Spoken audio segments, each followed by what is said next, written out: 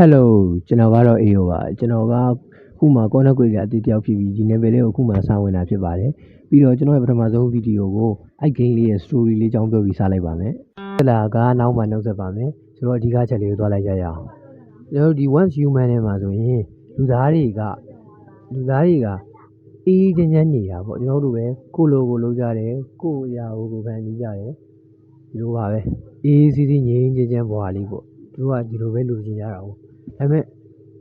ကန်ဆိုးစွာဖြစ်ကောင်းကင်ကနေပြီး risk space ဆိုတဲ့အရာကြီးတစ်ခုပွင့်ထွက်လာတဲ့အချိန်မှာဘာဖြစ်လာလဲဆိုရင်ဒီကအဲ့ရထွက်လာတဲ့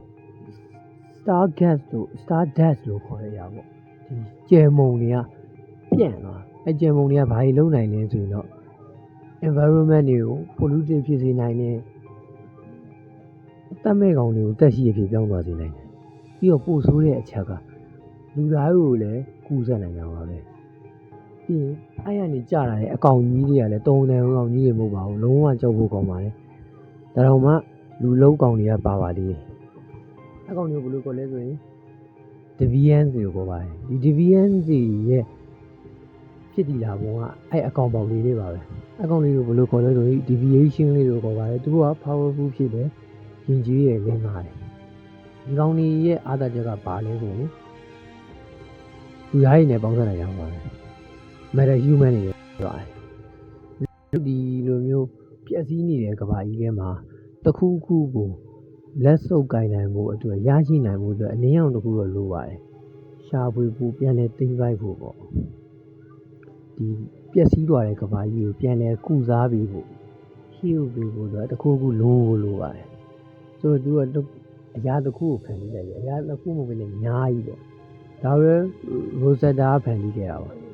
Rosetta ဆိုတော့ပြီးကြပြောပါမယ်ဒီကောင်ကြီးကြီးအဲ့ဒါကဘာကောင်နေလဲဆိုရင်ကျွန်တော်တို့ဆုံးရမယ်ကျွန်တော်တို့ point of view ကနေဆုံးရမယ် character တစ်ယောက်ပါသူကဘာလဲဆိုရင် matter human တစ်ယောက်ဒီ matter human တစ်ယောက်ဒီလုံနိုင်စွမ်းတာဘာလဲဆိုရင်တော့ဂိမ်းစောကြီးပါသိပါလိမ့်မယ်ဒီ matter human တစ်ယောက်ရဲ့လုံနိုင်စွမ်းတွေကတော်တော်ကိုများပါတယ် deviation တွေနဲ့လည်းပေါင်းစပ်နိုင်တဲ့ကောင်တွေကဒါကလောကမိုက်ပါတယ်ဒီ matter human တွေက resources ဒီကဘာကြီးရဲ့ resources ကိုပြန်လဲရှာဖွေတယ် survive လုပ်တယ်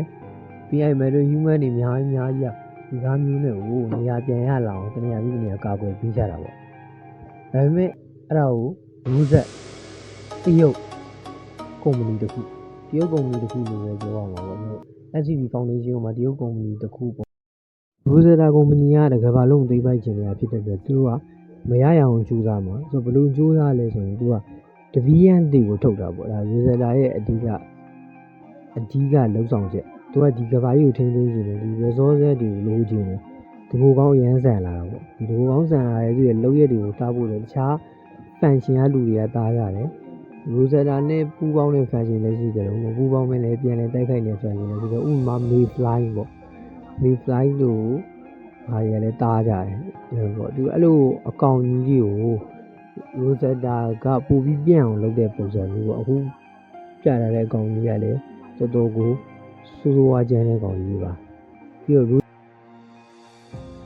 အဲ့နောက်ပိုင်းမှာအချင်းကြီးပြပူဆိုးလာခဲ့ပါဘယ်မှမကြည့်ရလက်ကြီးရ Rosetta ကုမ္ပဏီကိုဝိုင်းဝန်းလာကြပါမယ် Rosetta ကုမ္ပဏီရဲ့လုပ်ဆောင်မှုတွေတော်တော်ကိုဆိုးဝါးနေတာဒီအနေတွေကြောင်းလဲလာအကောင်ကြီးတွေကြောင်းလဲကိုကြတယ်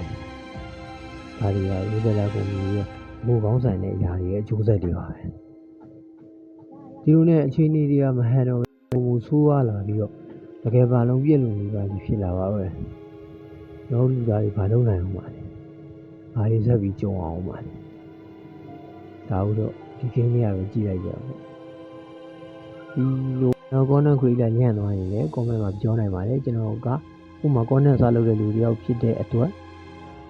လိုအပ်ချက်တွေရှိပါတယ်ကျေးဇူးပါ